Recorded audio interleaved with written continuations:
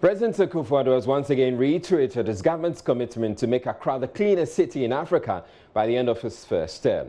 Coming just a week after the sanitation minister suggested the timeline for the fulfillment of the promise had been postponed, the renewed commitment should put to rest all such doubts. Except the latest promise didn't come across as emphatic as the first. Jojo Kobna has more. The commitment by the president in 2017 was emphatic. Within these 4 years, by the end of the 4 years of my term in office as president, Accra will be the cleanest city in Africa. That is where we want to get to. That is the commitment I'm making on your behalf and on all our behalves, that by the end of the 4 years of Akufo-Addo's presidency, Accra will be the cleanest city in the entire African continent. Last week, though, Sanitation Minister Cecilia Dapa put it differently. Inshallah, the president will go for 2 terms, and at the end, Accra would have been, and we are on course. God is in control, and the battle is still the Lord's. And to tell you that His Excellency, the President, is so serious with this call to all of us to make Accra the cleanest city and Ghana a clean country, that he has put the Ministry of Sanitation and Water Resources on the top priority list. Her comment drew sharp criticism from the public, especially when the ministry had already stated poor sanitation cost the country $290 million annually.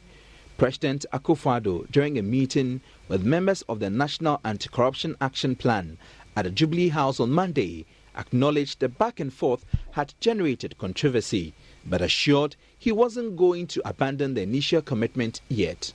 I have myself an important commitment that I've made to the people of this country, that I want our capital city to be one of the cleanest, if not the cleanest city in the continent by the end of my term. There is now some discussion as to exactly when is the end of my term. We have this discussion in the parliament. But let us take it that it's even 2020. And therefore, it's a matter of considerable significance for me. I'm not so sure that a coordinating agency is necessary the way forward. Chairman, Ghana Anti-Corruption Coalition, Nana Osei-Bonsu, suggested that government sets up an agency to coordinate all sanitation-related activities of government. There will be the need to put in mechanisms aimed at strengthening the sector ministry to improve the effectiveness in the delivery of sanitation at the district levels. At the moment, there seems to be poor coordination of sanitation from the ministry to MMDAs. This problem could be a challenge for accountability. The president disagreed, stating that there are too many committees seeking to tackle the problem. Agency, the sanitation. For myself, there are too many coordinating and committees in our governmental system. Yes, that there are ministers who are being put in charge to take decisions. Yes, I believe that those who are, it's not an easy matter from where we're coming from, the sanitation situation in our country. But I'm very confident in the ability of the people I've put in charge of it to get us results. And at the end of the day, the results there'll be a day when those results will be judged. Except the power to fix the challenge of many committees still rests with the president. And one of the 6 footbridges on the Medina Dental Highway has been opened to the public. Residents along the highway staged a massive protest last year over the failure to complete installation of the bridges, they say, was to blame for the many pedestrian knockdowns. Though pedestrians using the open footbridge are excited to have it, there are already complaints it takes quite a bit of time to cross over.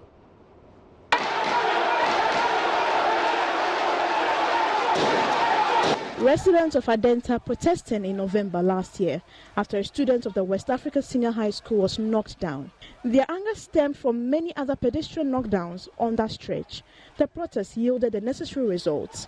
Finally, government gave a commitment that the footbridges would be fixed by April this year. On the last day of April, only 1 out of the 6 footbridges had been completed and opened for use. The footbridges at Firestone Zongo Junction, Redco, SDA and Adenta Junction were still under construction.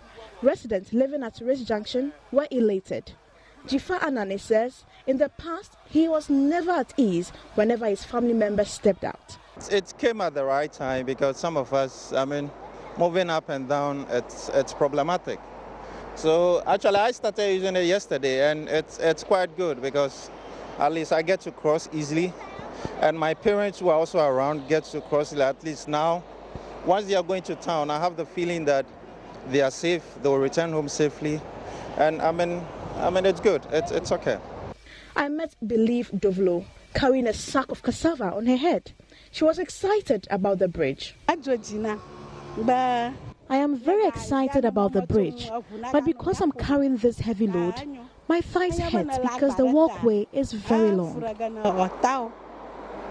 Godfred Obeng is not too happy with the work done by engineers. For this bridge, I will really praise the government for doing this, but my disappointment is on the engineering side. Seriously, they are doing this thing to help the disabled, but how can you help a disabled with this thing? Imagine somebody climbing about 200 meters, using crutches to climb these 200 meters. Even for the funny thing is, this side is even longer than, when you calculate, it's twice the overhead. So both sides, you are just crossing the road 5 times for crossing one bridge. But the engineer Enoch Enyimedu says the structure was designed to best suit persons with disability. The reason for this is that, this bridge is disabled friendly, right? And you realize that for them, most of them, they use wheelchairs and some use the walking sticks and all. If we are supposed to make this shorter, that means we are going to have a very steep ramp. That would be very difficult for them to access the footbridge and cross to the other side.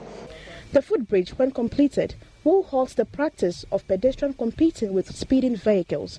The question then is, when will the 5 be finally completed? Now, more than a month after the Right to Information Law was passed, Joy News is learning it is yet to receive presidential assent simply because Parliament hasn't passed it on to the presidency. The RTI bill, after several years with the legislature, was eventually passed on March 26. Its current status only became apparent after a member of the RTI coalition at a forum on implementation of the law demanded to know whether it had been assented to. There is more in the following report. Months of unending agitation, Parliament passed the law touted as key to ensuring a transparent governance structure. The RTI coalition, however, wants to know why the president hasn't assented to the law. The status of the bill.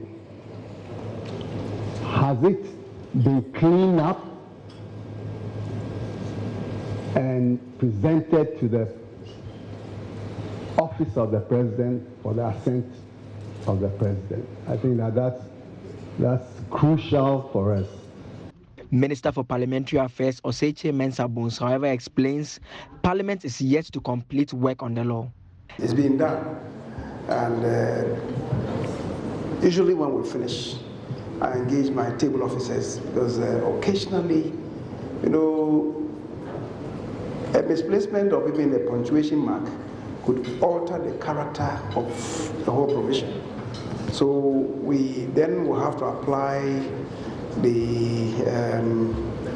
a comb, a very fine comb, to ensure that we clean up before we send it to the president. That is what we've been doing, and we are now in the process of cleaning up the 4 laws that we did. The RTI, Iron and Steel, remember, Institute of Chartered Bankers, and the payment systems. These 4 we are doing concurrently. That displays why it's not been possible to let the president append his signatures to them. But it's important that we hurry our steps. The coalition believes placing timelines on submission of laws is the way to go. I think that would be very, very useful if they could regulate the timelines for transmission of bills to the president for his assent. Because as it is now, a bill can be passed and it can take many, many months, before it is sent to the president.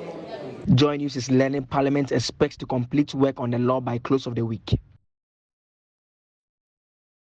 We're taking a break here on Joy News Prime, but still ahead, even as the police vow to crack down on foreigners allegedly perpetrating crime in the wake of recent kidnappings, the Ghana Immigration Service has admitted it's been unable to ensure strict monitoring of foreigners residing in the country because of the lack of logistics. They are to properly comb their area of operation with one vehicle. It will become very difficult. We've been speaking with some landlords on the impending crackdown by the police and also to some foreigners who say they are willing to comply. If the government is bringing out this new policy that every foreigner should acquire all his documents before renting a shop or a house, I think for me there's nothing wrong with it. If the government of Ghana is asking for documents, it's the right thing. Stay tuned in. We'll have that coming up after the break.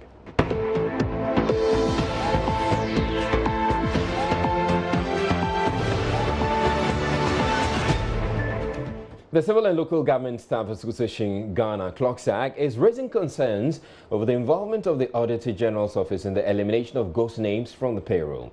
The group maintains that it's not the core function of the office and should be left to management of the relevant state agencies and internal auditors. Auditor General Daniel Domlevo in July 2018 announced his office's nationwide exercise aimed at removing from the payroll deceased persons and other individuals who shouldn't be there. Addressing a news conference in Accra, Executive Director of CLOGSAG, Isaac Pampo, said the Auditor General would end up scrutinizing his own work if he is to execute that task. If you think you cannot perform your functions per what the constituent is saying, if I am, the best thing is to get out of that place. Then you don't qualify to be there. Will not resign. Will you go to court? Well, it's for the people to decide. That's why we are bringing it for public consumption. That we need an Auditor General who will not perform the functions allotted to him and rather go and perform other people's functions. Are we getting value for money? It's for the people. It's for the people. The people. Why won't you petition the President or Civil Service Council or the Public Service Commission? Well, I think these are issues that we've been talking about for a long time.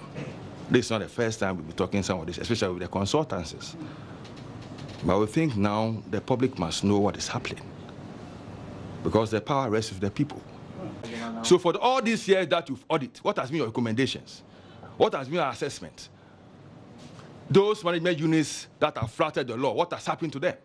This is a question you need to ask, not you yourself going to perform those functions, because there's every unit has got a manager over there who is supposed to verify. So if these managers are not being held responsible, and then you now want to go and perform that function, who is going to hold you responsible? That's the question I'm asking, because everybody has got his role. Let the person perform the role and go and audit him and say that, look, how come 5 didn't let him be sent to wherever quarters you have to send a person, but not you go and perform that function. And now moving on to other story. Recent reports of foreigners being arrested for suspected crime, especially kidnapping, has strengthened the resolve of the relevant state agencies to clamp down on legal residents. President Akufo-Addo, following a series of such reports, announced on Monday a number of measures are already being contemplated to arrest the situation. We are all concerned about this phenomenon of kidnappings, which we have not known. Our brothers and sisters in Nigeria have known it, but we have not known it in this country, and we need to do something about it to make sure that it doesn't become a feature of our society.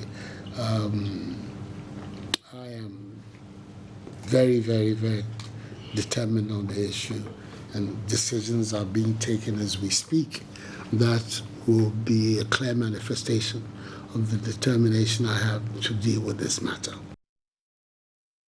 Now, the Ghana Police Service has already indicated it will go out to landlords who give out their properties to foreigners if they fail to check if they are legally permitted to reside in the country. Landlords will be held responsible, for some of these crimes, because you give your room to somebody, you don't have any detail about the person, no picture, no passport, no information, and the person, uses your premises as, a prison, unlawful place. to detain innocent people and so forth. I believe that the landlord should be looked at. An investigation will seriously, count them in. That thing need to be complied with, and landlords need to go strictly by the law, taking photograph, passport number, and so forth. And of late, we see another trend where a common 2-bedroom, you see 50, 60 people, foreigners in the house. Let us try as much as possible to regulate 2-bedroom. How many people are you supposed to? If you come for the house. For instance, we carry out an exercise regarding some of these foreigners, and in the 2-bedroom, we had over 50 people. Now, the Ghana Immigration Service has also reiterated all landlords and property owners are required by law to check the immigration status of their non-Ghanaian tenants before letting out property to them. Speaking with Joy News here in Accra, the Public Relations Officer at the service, Michael Amakwata, said the service intends to comply or enforce this law strictly. For us as Ghana Immigration Service, and by our mandate, we expect any property owner who intends to rent out such property to a non-Ghanaian to first of all check on the immigration status of that non-Ghanaian. And for that, the law says that if you ignore this and go ahead to rent out such property to the non-Ghanaian and you are found out, you are liable of contravention of the Immigration Act 2000. So recently we issued out a press release reminding property owners, Ghanaian property owners, to be mindful of the details of the law and ensure that whenever they intend to rent out the property to non-Ghanaians, they should ensure that they have proper immigration status. If they are not very sure, they should contact the nearest immigration office or refer such people to the immigration office for them to be issued the proper permit. Yeah. What section 52(1)(b) of Act 2000, Immigration Act 2005-73 says is that any such person, when he contravenes that provision of the law and is convicted, either he pays a fine of 1,000 Ghana cedis or serves a jail term of 2 years, or at times to both. So that is the punishment for anybody who contravenes the law. Now, he however admits that the service is handicapped when it comes to strict enforcement of the law. In terms of logistics, will be vehicles. The immigration service is not properly equipped? Somehow. We will need, the way we've zoned some of our command structure into, let's say at a command, they will need more than a vehicle. But then the reality is that on the ground they have a vehicle. So if they are to properly comb their area of operation with one vehicle, it will become very difficult. Right, so we've been out there speaking with some landlords on their take on what the Immigration Service and the Ghana Police Service intends to do. Komlandom has been doing the rounds and he's joined me in the studio right now. What were you able to find out? So I went to Chado, which is a very popular place for a lot of foreign individuals who have rented properties and hostels around the place. I spoke to some of the property owners there. They say, well, this is a welcome initiative. It's never occurred to them for once to even check the immigration documents of these foreigners who come to live in their property. So when the people come in, they just once they have the money and then they are willing to pay in the advance for the demands that they are making, they get them into the property over a period of time. But I spoke to one particular property owner who told me that he had to drive away or evict the foreigners who were living in his property sometime last year because they were engaged in several forms of criminal activity, and so he had to drive them out, even defrauding people, other tenants who were living in the same property with them. And so he said that was a reminder for him, and so from that point he was not going to get any foreigner to live in his property. I spoke to a second person who says there were some 3 foreigners who were living in his property up until sometime January this year, but because of the stories they've been hearing about kidnappings and crime being committed by some of these foreigners, he took a decision with his family to evict them from his home. And so he has brought his family to occupy the property which he had rented to the foreigners in the past. Now, I know you've been trying to speak with them, but it turns out that none of them are available or are willing to speak Absolutely, to you. That's why so. Israel. So they open up and give you information, but the moment you say you want them to go on record, they say they do not want to be targeted because they know that failure to comply with what we are learning now for the police and the immigration service laws about checking these documentation, they fear they may be targeted and traced, and then the sanctions will apply to them. So, but one of them told me that he has learned lessons, especially the one who speaks about the foreigners defrauding other tenants in his property. He says from that point, he's going to be checking, looking out for the identities of these people who come around, the immigration status and other documentation to assist this whole process of sanitizing the system, Israel. But to be fair though, most of these landlords that you're talking about would take quite a bit of money from these tenants, because it turns out that these tenants pay a bit more than the ordinary Ghanaian. Absolutely. Or the average Ghanaian. Yes, so another landlord tells me that these foreigners, of course, they have a lot of money. So when they come in, sometimes they are giving some preference over the locals because the quotings for them is a bit on the high side, and they are willing to pay upfront even when they come in that they want to get the property. They demand more from the foreigners? Yes, from what the landlords told me. And so once the foreigners are able to settle these demands, why not? They get into the facility.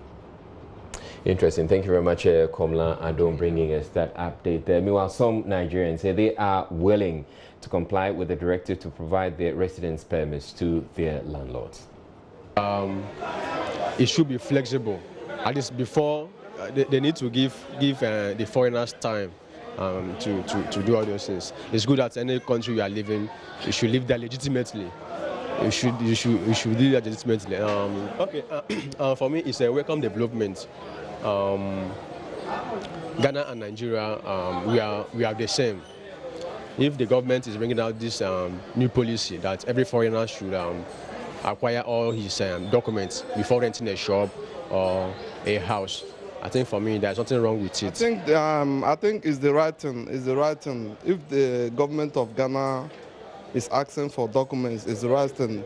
Likewise, other African countries, they used to ask documents when you stay like they give you 3 months. Then after the 3 months, they'll begin to chase you to know whether your passport is valid or it's not valid. That one is good. To me, if I go like looking for a house, if you say I should bring my documents, I think the only thing necessary for me to bring is my valid passport. Even if you travel to Dubai or different Asian countries, at least the most thing, even though you don't have residence, one thing that identifies you as someone that is a foreigner is your valid passport. That is, when anything happens to you, that is where people know where you come from, your address, your hometown, everything is there. So talking about getting resident permit before you can have a shop or have a house where you can see, it's not everybody that has that money. That is number one. Number two, some people you see that came to this place, some people came in search of daily bread. Nobody is rich. And you remember, this is ECOWA. A Ghanaian can fly to Nigeria today, say that he wants to stay there to earn his own living. But this is my first experience hearing that when somebody is going to rent an apartment on a shop, they will ask for some documents. And I don't know if they should understand. I am not against it at all. But one thing I understand, that Ghana is an ECOWAS. And ECOWAS brings all Africa to be one. There is some decision when you take in foreign country, you don't take it in Africa, not even your following Africa. And when you come about the whole West Africa, I think Nigeria and Ghana have this common relationship. You understand? So when we're talking about foreigners, I don't really know the people they call foreigners. Is it we who are married to Ghanaians, who have lived with them, who have been here in many years, who are in the same ECOWAS? You are asking me to bring my documents before you should give me a house. We're taking a break, and still ahead, we're bringing you business. And ahead of this year's Workers' Day celebrations, Labour expert Austin Game is urging government to create sustainable jobs instead of short-term interventions. The minority in Parliament has questioned President Akufo-Addo's commitment to getting the anti-vigilantism bill passed into law after he set a deadline of June 2019 for its approval. Though Parliament has been recalled for an emergency sitting to consider the bill, the House is engaged with other matters. President Akufo-Addo, at a recent meeting with anti-corruption groups, reiterated his commitment to the bill. But minority spokesperson on constitutional and legal affairs, Inusuf Hussaini, says the assurances are mere talk, even though his committee chairman, Ben Abdallah, disagrees. The president should not be worried about a slow pace. The president should be worried about who is pursuing an agenda in this house. If it is indeed the agenda of the president to have the vigilantism bill passed, which vigilantism bill was given enough publicity by the media, which media stated that we're going to consider the bill on the 29th, which bill is not being considered. The president should be telling us why the bill is not considered and not the slow pace. Himself or the majority leader, who is the leader of government business, who should the president be whipping in line to really get this back on the agenda, you think? Himself. Himself. Why? Because, why? Did we vote any person to pursue government policy? He voted the president, and Article 58 vests authority in him, and we are waiting for him to show leadership and direction. Everything in this country is about leadership. In fact, leadership is cause. All others is effect. The slow pace is the effect of poor, bad, uncommitted leadership. And for you, it falls directly at the doorstep of the president. Oh, but on who? Much as the vigilantism bill is urgent, we haven't given ourselves any time limitation period within which the vigilantism bill must be passed into law. But I know that it is a bill that is being treated urgently because it was brought to the House under the certificate of urgency, and the committee in its deliberation also thought the same way and reported back to the House that it was a bill that had to be treated urgently. And you know, the president wants everything done quickly, yes, which is right, yesterday, which is good, which is legitimate, and that is exactly what we are also working with. Still in Parliament, MPs are asking district assemblies to abide by the country's laws and release at least 0.5% of their common fund for the fight against malaria. In a statement on the floor of the House, Chairman of the Parliament's Health Committee, Dr. Kwabena Nuema, expressed concern more than 11 million malaria cases were recorded last year.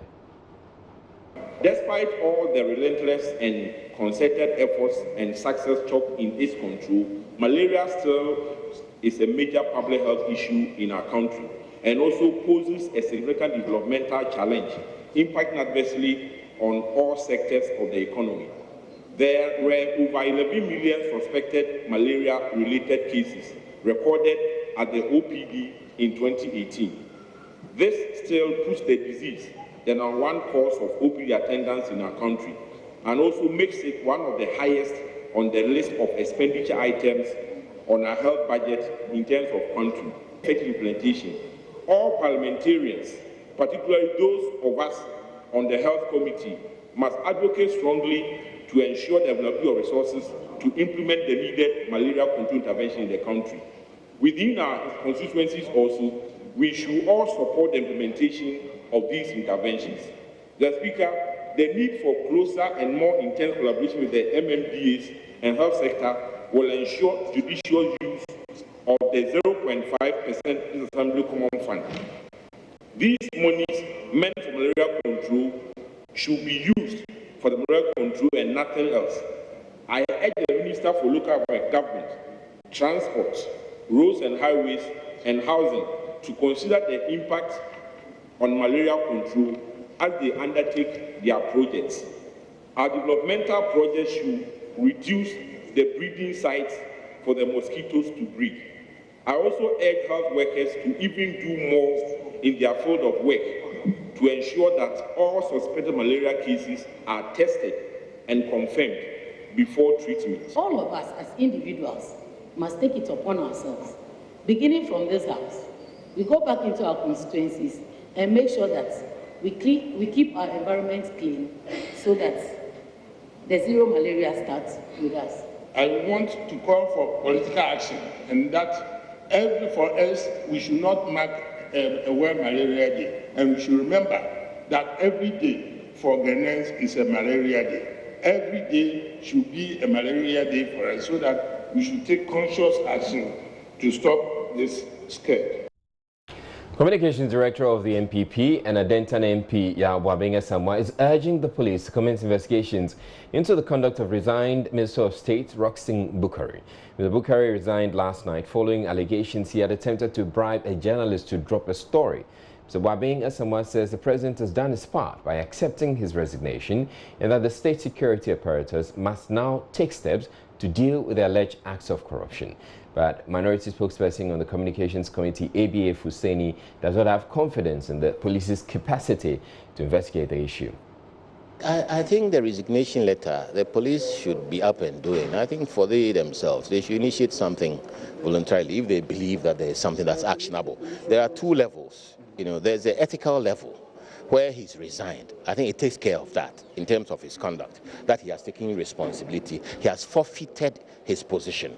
That is very important. That's ethical. And then there is the actionable level. It depends on whether there is criminality in the tape and they can find a provision in the criminal code to deal with. I think it's also... But for you, this is something the police should be interested in and begin looking into it. That's your position. For me, it is a question of whether or not there's anything to follow up. If the man has resigned and there's anything to follow up, it means that we go all the way and demonstrate that we are in a new era indeed. And that is what I think is happening now.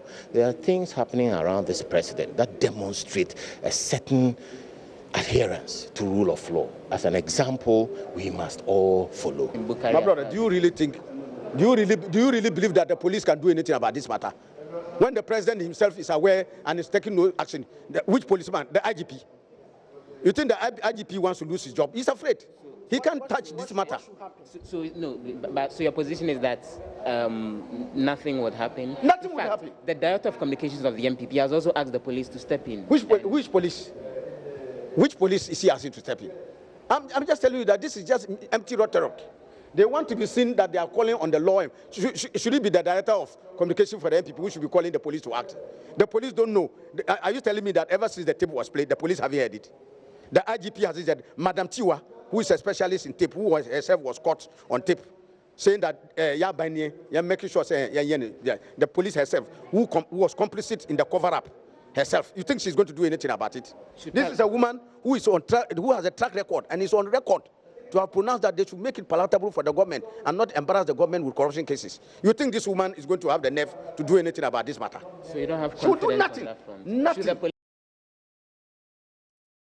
Meanwhile, Deputy Minority Whip in Parliament Ibrahim Banda has been defending his allegations that the Electoral Commission is planning to create 25 new constituencies as part of a grand plan by the NPP to rig the 2020 elections. The Electoral Commission has denied that claim, but Ibrahim Adme says the presidency is putting pressure on it to do so. But MPP Communications Director and MP for Adenta Yawabinga Samwa says the MPP has no business rigging the upcoming polls. I'm a member of the Special Budget Committee. The Electoral Commission, the new one came. Jameson came. She met us at the committee room during the budget presentation. So I pushed that question to her. Madam, are you going to create new consensus? The answer was emphatic no. Meanwhile, sources from the Flagstaff House and the President mean that there's pressure to create 25 new constituencies. The source is very credible because clearly it was made in 2017 that the new old EC will be out. She's out. That a new one will be picked. She's been picked. That ROPAL will be rolled out. There's a committee on ROPAL. Government is, before even the committee, government was already in the UK, holding town hall meeting, campaigning for ROPAL and every Ghanaian citizen in UK to vote. There's a government campaign team in the United States campaigning for Ghanaians living abroad to also vote. So the issue of ROPAL, so long as government is concerned, that one is also implemented. So the last leg on the allegations that has not been fulfilled yet is the creation of the new constituencies. NDC will always have something to say.